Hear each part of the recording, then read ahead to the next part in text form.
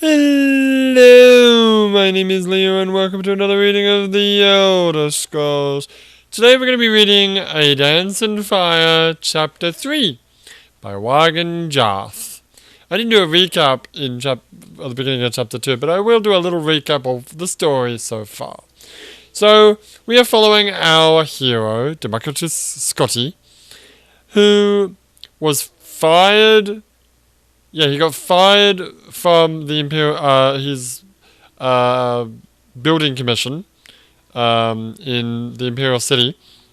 And a friend of his, an old co-worker of his, sent him a letter to say, come to Valenwood and bring some wood and contracts, and we'll make a mint down here. So he did that, and then his caravan got attacked by Khajiit. And then he lost all his wood and most of his contracts. But then he finally made it to the town of, I forgot the name of the town. Oh, it's right there. Faustisi, which is a giant tree that moves throughout the year, which is interesting. It is pretty interesting. So now he also had some revelry in the last chapter, and he almost got killed. But now he has made it to the Mother Pascos Tavern, which is where he should be meeting his friend.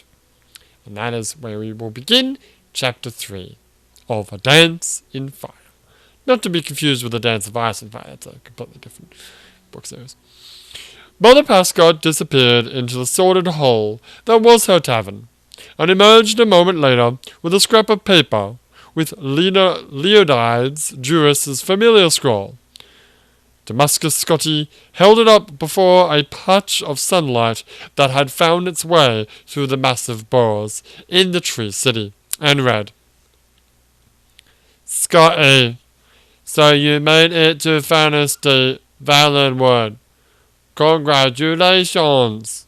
I'm sure you had quite an adventure getting here. Unfortunately, I'm not here anymore, as you probably guessed. There's a town downriver called Athi I'm at. Get a boot and join me. It's ideal. I hope you brought a lot of contracts, because these people need a lot of building done. They were close to the war, you see, but not so close they don't have any money left to pay. Ha ha. Meet me down here as soon as you can. Juras. So Scotty pondered. Juras had left Fausti and gone someplace called Athi.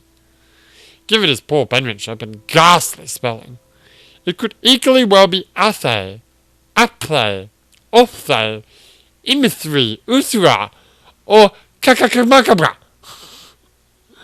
The sensible thing to do, Scotty knew, was to call this adventure over and try to find some way to get back to the Imperial City. He was no mercenary devoted to a life of thrills. He was, or at least had been, a senior clerk at a successful private building commission. Over the last few weeks... Oh, look, they're literally recapping the story for us anyway. Over the last 2 weeks, he had been robbed by the Cathay Rant, taken on a death march through the jungle by a gang of giggling Bossamary, half-starved to death, drugged with fermented pig's milk, nearly slain by some kind of giant tick thing, and attacked by archers. He was filthy, exhausted, and had, he counted, 10 gold pieces to his name. Now the man whose proposal brought him to the depths of misery was not even there. It was both judicious and seemly to abandon the enterprise entirely. And yet, a small but distinct voice in his head told him, You have been chosen. You have no other choice but to see this through. Scotty turned to the stout old woman, Mother Pascot, who had been watching him curiously. I was wondering if you knew a village, what was at the edge of the recent conflict with elsewhere? It's called something like Athri? Oh, you must mean Athay, she grinned. My little lad, Vigil, he manages a dairy down there. Beautiful country, right on the river. Is that where your friend went? Yes, said Scotty. Do you know the fastest way to get there? After a short conversation, an even shorter ride to Fastri's roots by way of the platforms, and a jog to the riverbank, Scotty was negotiating transport with a huge, fair-haired bossamer with a face like a pickled carp. A pickled carp? Right. He called himself Captain Balfix, but even Scotty, with his sheltered life, could recognize him for what he was, a retired pirate for hire. Well, I think we know what voice he's gonna have. A smuggler for certain, and probably much worse. His ship, which had clearly been stolen in the distant past, was a bent old Imperial sloop. 50 gold pieces, mate, 50 gold, and we'll be in Arthur in 2 days' time, boomed Captain Balfix expansively. I have 9 gold pieces, replied Scotty, and feeling the need for exploration added, I had 10, but I gave one to the platform ferryman to get me down here. 9 is just fine, said the captain agreeably. Truth be told, I was going to ask you whether you paid me to or not. Make yourself comfortable on the boat, and we'll be leaving in just a few minutes. Okay, your pirate voice went somewhere just then. Yeah, I don't know. I don't know. Where was I? Right. Tobacco Scotty boarded the vessel, which sat low in the water on the river, stacked high with crates and sacks that spilled out of the hold and gallery and onto the deck. Each was marked with stamps advertising the most innocuous substances: copper, scraps, lard, ink. Red rock meal, marked for cattle. Okay. Tar, fish jelly. There's no and in that sentence. There should be an and in that sentence, but whatever. Scotty's imagination reeled, picturing what sorts of illicit imports were truly aboard. It took more than those few minutes for Captain Balfix to haul in the rest of his cargo. But in an hour, the anchor was up, and they were sailing downriver towards Arthur. The green-grey water barely rippled, only touched by the fingers of the breeze. Lush plant life crowded the banks, obscuring from sight all the animals that sang and roared at one another. Lulled by the serene surroundings, Scotty drifted to sleep. Okay, so last time this happened, bad things happened, so who knows. At night, he awoke and gratefully accepted some clean clothes and food from Captain Balfix. I'm going to start all my sentences with, why are you going to Arthur, if I may ask? Queried the bossamer. I'm meeting a former colleague there. He asked me to come down from the Imperial City where I worked for the Artruist Building Commission to negotiate some contracts. Scotty took another bite of the dried sausages they were sharing for dinner. We're going to try to repair and refurbish whatever bridges, roads, and other structures that got damaged in the recent war with the Kachiti. It's been a hard 2 years, the captain nodded his head. Though I suppose good for me and the likes of you and your friend. Trade routes cut off. Now they think there's going to be a war with the Simpson Isles. You hear that? Scotty shook his head. I've done my share of smuggling scuba down the coast. Even repairing some revolutionary types. Helping some revolutionary types escape the Maine's wrath. But now... What's the Maine? I don't know. Kind of look that up. But now the wars have made me a legitimate trader, a businessman. The first casualty of wars is always the corrupted. Is that true? Well, the first casualty of wars were always the poor soldiers that had to fight the wars. Yeah. Scotty said he was sorry to hear that, and they lapsed into silence, watching the stars and moon's reflections on the still water. The next day, Scotty awoke to find the captain wrapped up in his sail, torpid from alcohol, singing in a low, slurred voice. When he saw Scotty rise, he offered his flagon of Jagger. Jagger, that was the fermented pig's milk. I've learned my lesson during the revelry at Western Cross. The captain laughed, and then burst into tears. I don't want to be legitimate. Other pirates I used to know are still raping and selling and smuggling and selling nice folk like you into slavery. I swear to you. Wait, I gotta do is. I swear to you. I never thought the first time I ran a real shipment of illegal goods that my life would turn out like this. Oh, I know. I could go back to it. But Bandar knows. Not after all I've seen, I'm a ruined man. Who the fuck is Bandar? Okay, I'm gonna write this down. The main. I feel like the main is like. Well, I would think you'd think it'd be a Khajiit thing, but I think it might be a what was it called again? The main. I'm just gonna type in main. Go with that. And what was the other one? It was Bardan. Bandar actually. No, not Bean. God damn it, you fucking phone. Stupid autocorrection. No, that's what. Yeah, that's actually. Wish there was a setting to do that. I love swipe on my phone. I've had it for ages, ever since my Samsung Galaxy S2, and it's fantastic. Unfortunately, my new Samsung Galaxy J, whatever the fuck it is, the predictiveness of it is so much worse than my old S2, which is weird because it's ancient. But what I really want is, if I'm typing the keys, don't autocorrect. I'm typing the keys because I want to type it like that. If I'm using swipe, yes, autocorrect. And hopefully you'll do a good job of it. But if I'm typing a name, especially when it's Japanese, don't autocorrect. It autocorrects the word Yakuza. Does it? Yes. I think it's. I don't know how to add words into the dictionary on this phone. But I think I've typed in Yakuza. Let's test that theory. I think I've typed in Yakuza so many times that it actually remembers now. Yakuza. Okay. So Yakuza is in the... No, it's not.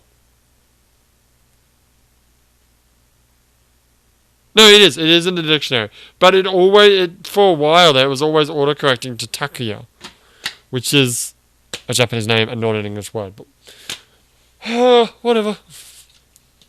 Where were you? Alright. You're right here. Ready? Scotty helped the weeping Mer out of the sail, murmuring words of reassurance. Then he added, "Forgive me for changing the subject, but where are we?" "Oh," moaned Captain Balfax, miserably. "We made good time. Arthur's right around the bend of the river." "Then it looks like Arthur's on fire," said Scotty, pointing. It's great. A great plume of smoke, black as pitch, was rising above the trees as they drifted around the bend. They next saw the flames, and then the blackened skeletal remains of the village. Dying, blazing villagers leapt from rocks into the river. A cacophony of wailing met their ears, and they could see, roaming along the edges of town, the figures of Khajiit soldiers bearing torches. "Bardan, bless me!" slurred the captain. "The war's back on!" "Oh no," whimpered Scotty. The sloop drifted with the current towards the opposite shore, away from the fiery town. Scotty turned his attention there, and the sanctuary it offered. Just a peaceful arbour, away from the horror. There was a shadow of leaves in two of the trees, and a dozen lithe Khajiit dropped to the ground, armed with bows. "They see us!" hissed Scotty. "And they've got bows!" "Well, of course they have bows," snarled Captain Balfox. "We Bossamer may have invented the bloody things, but we didn't think to keep them secret, you bloody bureaucrat." "Now they're setting their arrows on fire." "Yes, they do that sometimes."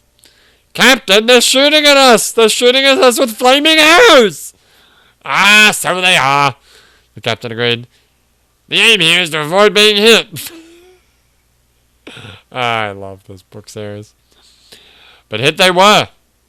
And very shortly thereafter, even worse, the second volley of arrows hit the supply pitch. Oh no. Which ignited in a tremendous blue blaze. Scotty grabbed Captain Balfox, and they leapt overboard just before the ship and all its cargo disintegrated. The shock of the cold water brought the Bossamer into temporary sobriety. He called to Scotty, who was already swimming as fast as he could towards the bend. "Master Demacus, where do you think you're swimming to?" "Back to Faust's tea," cried Scotty. "Ah, it'll take you days, and by the time you get there, everyone will know about the attack on Arthay. They'll never let anyone they don't know in. The closest village downriver is Grenos. Maybe they'll give us shelter." Scotty swam back to the captain, and side by side they began paddling in the middle of the river, past the burning residence of the village. Sure. He thanked Ma that he had learned to swim. Many a Cyrodiil did not, as largely landlocked as the Imperial Province was, except for the giant river. Never mind about that. Had he been raised in Mia Kuop or Atrimon, two places I don't know. Alright, I'll look them up. Add it to my list of things to look up. Why not? What was it called? It's MIRCORRUP.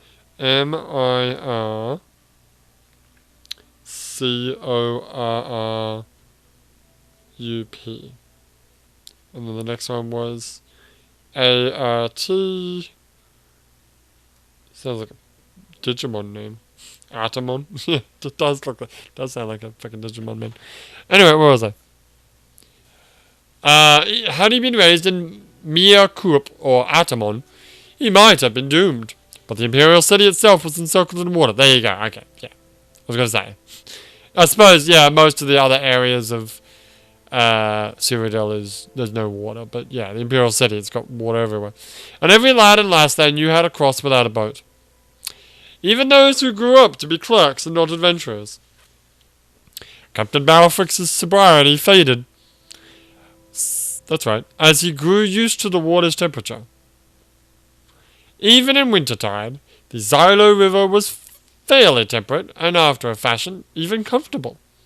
The Bossamer's strokes weren't even, and he'd strayed closer to Scotty, and then further away, pushing ahead and then falling behind. Scotty looked to the shore to his right. The flames had caught the trees like tinder. Behind them was an inferno with which they were barely keeping pace. To the shore on the left all looked fair, until he saw a tremble in the river leaves. And then what caused it? A pride of the largest cats he had ever seen. They were auburn-haired, green-eyed beasts, with jaws and teeth to match his wildest nightmares, and they were watching the two swimmers and keeping pace. "Captain Balfox, we can't go to either shore. Either that shore or the other one, or we'll be parboiled or eaten," Scotty whispered. That was supposed to be a whisper, whatever. "Try to even your kicking and your strokes. Breathe like you would normally. If you're feeling tired, tell me, and we'll float on our backs for a while." Anyone who had the experience of giving rational advice to a drunkard would understand the helplessness. Scotty kept pace. The hopelessness. Yes, right. Scotty kept pace with the captain, showing himself slowing himself, quickening, drifting left and right, while the Bossimer moaned old ditties from his pirate days. When he wasn't watching his companion, he watched the cats on the shore. After a stretch, he turned to his right. Another village had caught fire. Undoubtedly, it was Granos. Scotty stared at the blazing fury, awed by the sight of the destruction, and did not hear that the captain had ceased to sing. When he turned back, Captain Balafix was gone. Scotty dove into the murky depths of the river over and over again. There was nothing to be done. When he surfaced after his final search, he saw that the giant cats had moved on, perhaps assuming that he, too, had drowned. He continued his lonely swim downriver. A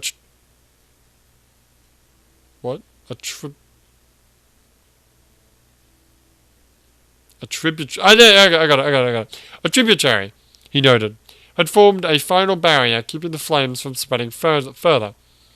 But there were no more towns. After several hours he began to ponder the wisdom of going ashore. Which shore was the question. He was spared the decision. Ahead of him was a rocky island with a bonfire. He did not know if he were intruding on a party of Bossimer or Khajiit, only that he could swim no more. With straining, aching muscles, he pulled himself onto the rocks. They were Bossimer refugees, he gathered. Even before they told him, roasting over the fire was the remains of one of the giant cats that had been stalking him through the jungle on the opposite shore. "Cinch tiger," said one of the young warriors ravenously. "It's no animal. It's as smart as any Cathay Rant or Olms, or any other bleeding Khajiit. Cathay Rant are the human types, aren't they? Human types as in Oblivion, or human types as in Skyrim? I'm not sure. I'd have to look it up. Pity this one drowned. I would have gladly killed it. You'll like the meat, though. Sweet! From all the sugar these asses eat. Hell yeah! Cats like their fucking catnip. Hell yeah! I really feel you should do these book readings without swearing. Yeah, maybe. Whatever. Keep going. Scotty did not know if he was capable of eating a creature as intelligent as a man or mer, but he surprised himself, as he had done several times over the last days. It was rich, succulent, and sweet, like sugared pork. Oh man, now I'm hungry. But no seasonings had been added. He surveyed the crowd as he ate. A sad lot. Some still weeping for lost family members. They were survivors of both the villages of Grenos and Arthay. And war was on every person's lips. Why had the Khajiit attacked again? Why specifically directed at Scotty as a Cyrodiil? Was the Emperor not enforcing peace in his provinces? I was to meet another Cyrodiil, he said to a Bossimer maiden, who he understood to be from Arthay. His name was Leodids Juris. I don't suppose you might have happened to... What? I don't suppose you know what might have happened to him? I don't know your friend, but there were many Cyrodiils in Arthay when the fire came, said the girl. Some of them, I think, left quickly. They were going to Vindisi, inland, in the jungle. I am going there tomorrow. So are many of us. If you wish, you may come with us as well. Demekis Scotty nodded solemnly. He made himself as comfortable as he could in the stony ground of the river island, and somehow, after much effort, he fell asleep. But he did not sleep well. Well, that was part 3, chapter 3, of Dance and Fire by Wagon Jarth. Tune in to whatever the hell the next time I read chapter 4 is. But for now, my name is Leo, and I'll see you... Oh, and maybe next time I'll fill you in all of those things I was supposed to look up. Maybe. We'll see. But for now, my name is Leo, and I'll see you next time.